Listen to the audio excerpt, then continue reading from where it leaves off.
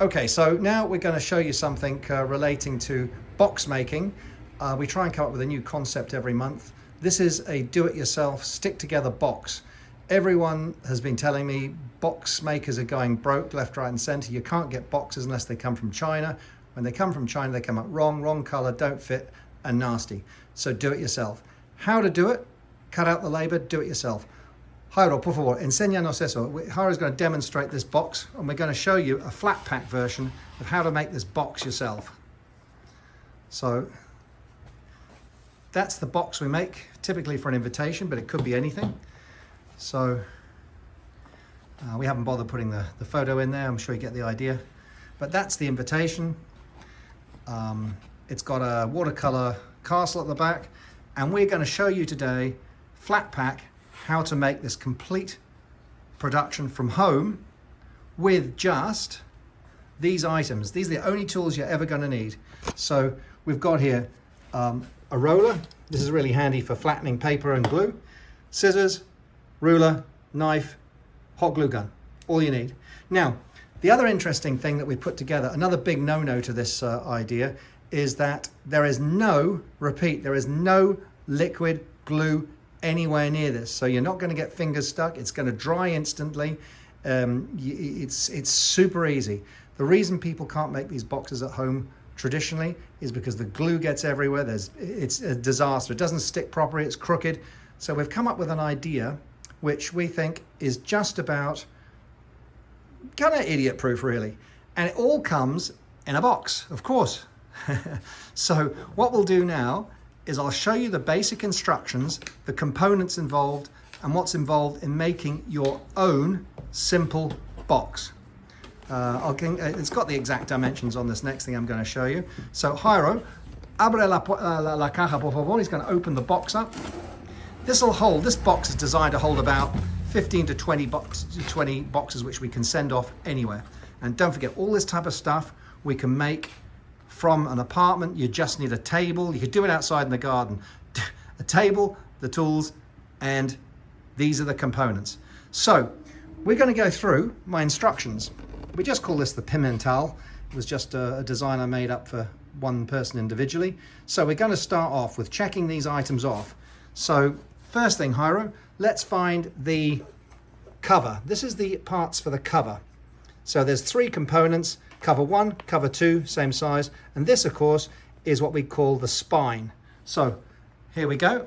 The first part, there we go. Put them on the en la mesa, Jairo. So that's the first part. The second part, and don't forget, this could be printed too. This is the paper covering, the wrap, which is involved.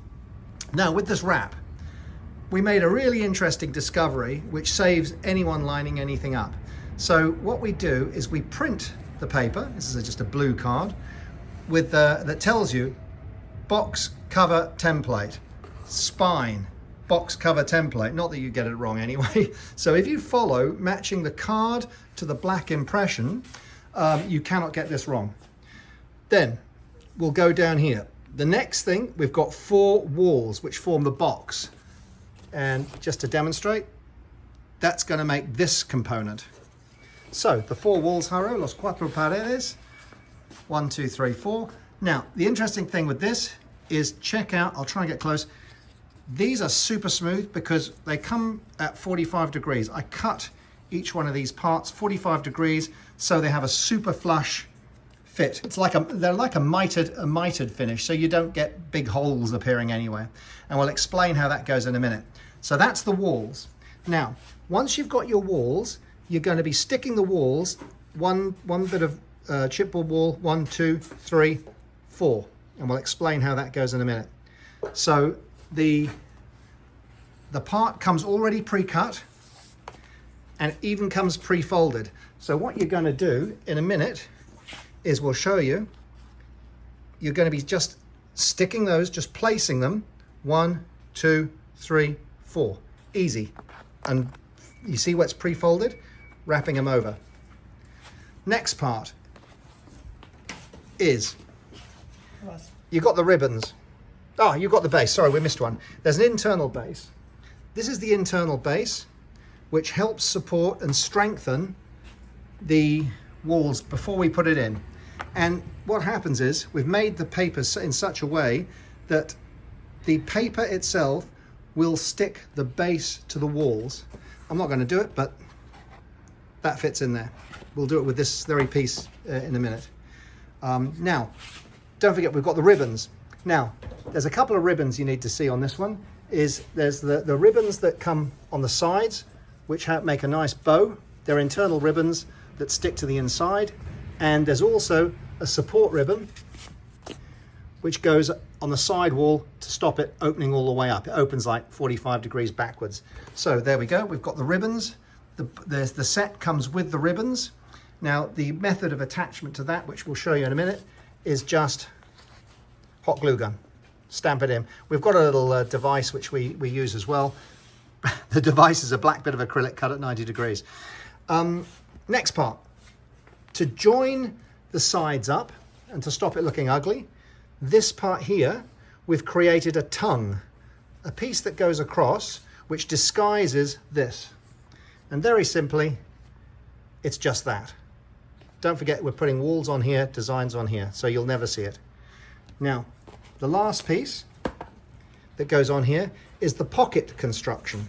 Now, the pocket construction, we came up with a few good ideas on this because when we first started making these, pockets, if used a lot, would fall off. So how we've got around that is, there's our cut,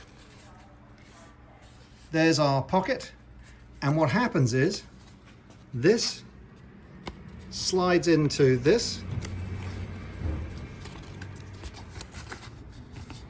goes all the way up, but there's no way this pocket can break off the backboard because it's solid. It's stuck down here. There's no way that can fall off. It's an impossibility. It's a mechanical joint rather than a chemical glue joint. It's not so much the glue that holds it, it's the actual physical creases.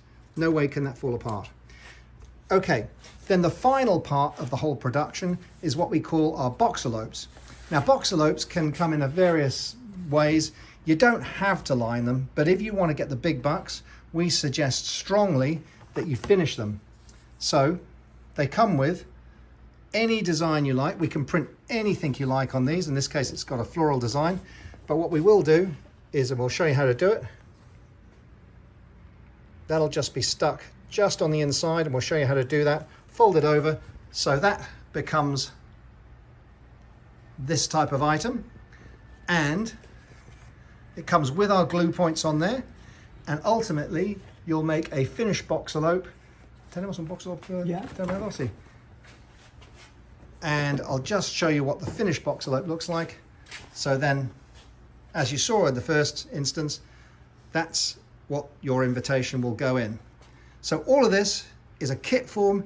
You make it all yourself with your bare hands and a roller. That's pretty much all it is. You don't have to cut anything. You don't have to do anything.